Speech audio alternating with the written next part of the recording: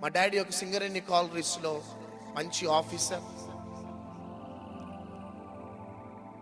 చాలా గారాబంగా పెరిగిన, నా కష్టం అంటే ఏంటిదో తెలియదు. ఒక అక్క, నేను అంతే. చాలా గారాబంగా పెరుగుతూ ఆఫీసర్స్ క్వార్టర్స్లో ఉన్నాం. చివరికి బిఎస్సి డిగ్రీ కంప్లీట్ చేసేసుకుని మరలా బెల్లంపల్లి పట్టణానికి వెళ్ళినాను. నాకు అలవాటు ఏంటిదంటే సిఎస్ఐ బ్యాక్గ్రౌండ్కి చెందినవాడను. సిఎస్ఐ ఇదే ఖమ్మం జిల్లాలో మా తాతగారు ఒక రెవరెండ్గా ఉండి చనిపోయినాడు. ఇదే ఖమ్మంలో ఆయన సమాధి కూడా ఉన్నది.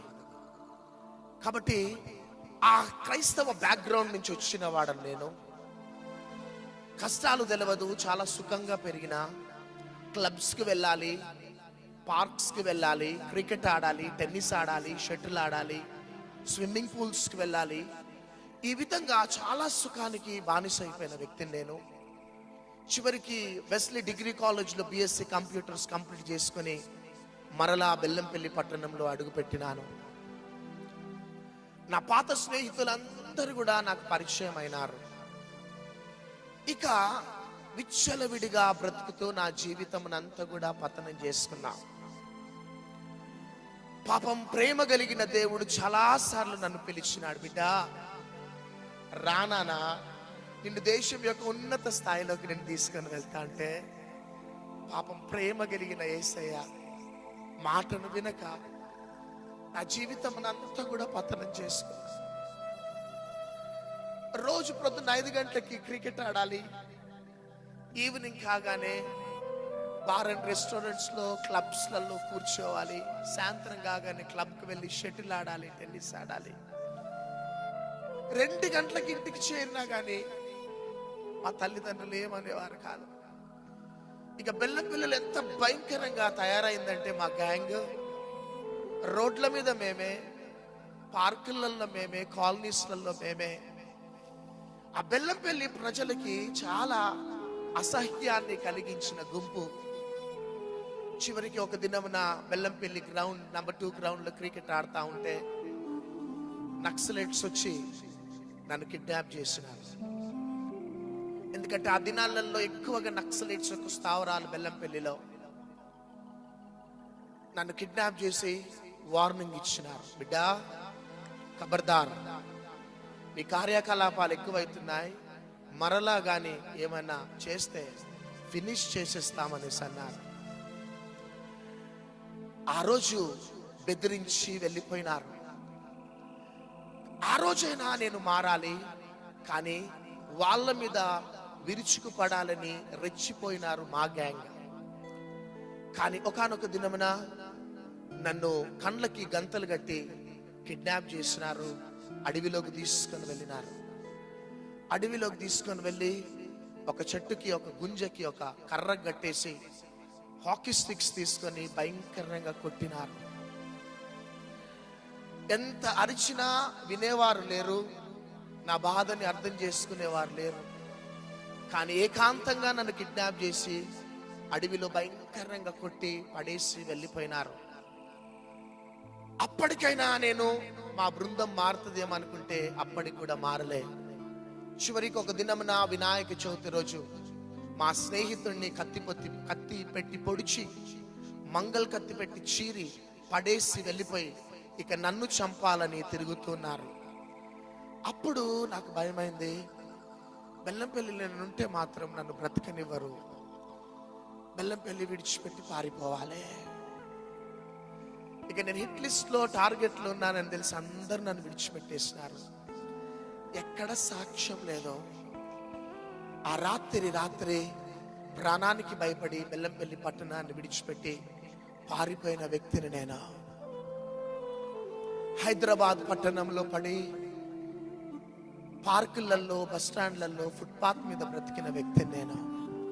ఈరోజు స్టేజ్ మీద కనబడగానే చాలా మంది కనిపిస్తుంది, చాలా గ్రేట్ కావచ్చు అనేసి అనుకుంటారు. కానీ భోజనం లేక ఫుట్పాత్ మీద బ్రతికిన వ్యక్తిని నేను. ఒక పూట భోజనం ఉంటే 3 రోజులు భోజనం ఉండేది కాదు. తలుపులు కొడితే తలుపులు మూచుకునే అనేక ప్రియులు కూడా ఉండేవారు. ఒకరోజు సుదర్శన్ థియేటర్ ముందు, ఓడియన్ థియేటర్ ముందు గద్దె మీద ఒక రాత్రి పండుకున్న వ్యక్తిని నేను. చివరికి అనేక స్థలాలు తిరుగుతూ పిచ్చోన్లాగా తిరిగిన హైదరాబాద్లో. ఈరోజు కొన్నిసార్లు ఆ గోల్కొండ చౌరస్తా మీద నుంచి ఇన్నోవా కారులో వెళ్తుంటే ఆ ఓడియన్ థియేటర్ ముందు ఆ గద్దె ఇంకా అట్లనే ఉన్నది. ఆ గద్దె దగ్గరికి వెళ్ళి అని ముద్దు పెట్టుకొని కొద్దిసేపు అక్కడ నిలబడి ఏడ్చి, యేసయ్యా ఎక్కడి నుంచి నన్ను ఎక్కడికి తెచ్చినావు ప్రభువా.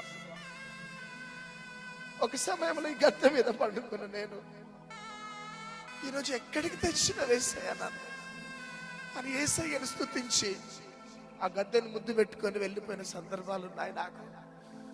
ఒక దినం ఇట్లనే మీటింగ్స్ జరుగుతున్నాయి, 3 రోజులు అవుతుంది. చాలా ఆకలితోనున్నా, భోజనం లేదు.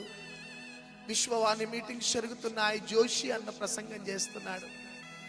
నేను ఆ మీటింగ్స్కి ఎందుకు వెళ్ళినానంటే మీటింగ్ కోసం వెళ్ళలే, మీటింగ్ అయిన తర్వాత భోజనం తినడానికి నేను వెళ్ళినాను. ఎప్పుడు మీటింగ్ అయిపోతుందా, ఎప్పుడు భోజనం పెడతారని ఆశతో కూర్చొని ఉన్నా. కానీ భోజనం కోసం వెళ్ళిన నన్ను నా యేసయ్య పేరు పెట్టి పిలిచినాడు. చేతుల పైకెత్తి గట్టిగా చప్పట్లు కొట్టండి. భోజనం కోసం వెళ్ళిన నన్ను యేసయ్య పేరు పెట్టి పిలిచి, బిడ్డ అందరు నిన్ను విడిచిపెట్టేసారా నానా, ఎవరు నిన్ను ప్రేమించేవారు లేరా, ఒంటరి వాడు అయిపోయినావు బిడ్డ. కానీ ఈరోజు కానీ నీ చెయ్యి నాకు ఇస్తే నిన్ను దేశం యొక్క ఉన్నత స్థాయిలోకి నేను తీసుకొని వెళ్తా. చప్పట్లు కొట్టండి అంతా. ఆ రోజు నా చేయి పెట్టిన నా ప్రేమ కలిగిన యేసయ్య ఈ రోజు నన్ను ఈ స్థితిలోకి తీసుకొని వచ్చినాడు. చేతుల పైకెత్తి చప్పట్లు కొట్టాలి గట్టిగా. ఫస్ట్ నన్ను లేవనెత్తి నాకు ఒక ఫస్ట్ ఉద్యోగం ఇచ్చినాడు. ఏ ఉద్యోగం ఇచ్చిండంటే ఆఫీసర్ ఉద్యోగం ఇయ్యలే. లక్డీ కాపూర్కి వెళ్ళేటప్పుడు, మెహదీపట్నం వెళ్ళేటప్పుడు లక్డీ కాపూర్లో left side mansion house bar and restaurant లో ప్లేట్లు గ్లాసులు కడిగే మొదటి ఉద్యోగం ఇచ్చినాడు. అదే మొదటి ఉజ్జీవం నాది, రివైవల్. చప్పట్లు కొట్టండి. ప్లేట్లు గ్లాసులు కడిగే ఉద్యోగం దొరికింది. క్రమక్రమంగా దేవుడు ఆశీర్వదించి 4 సంవత్సరాల తర్వాత చలో బెల్లంపల్లి అన్నాడు. గట్టిగా చప్పట్లు కొట్టండి. ప్రభువా ఎందుకు ప్రభు మరలా బెల్లంపల్లి? నేను జీవితంలో ఎందుకు ఎప్పుడు వెళ్ళను అనుకున్నాను కదా అంటే, నానా 4 సంవత్సరాల క్రితం ఒంటరిగా శత్రువులు తరుముతే పరిగెత్తుకుంటూ వచ్చినావు, నేను ఇప్పుడు నీతో రాబోతున్నాను. గట్టిగా చప్పట్లు కొట్టాలి గట్టిగా.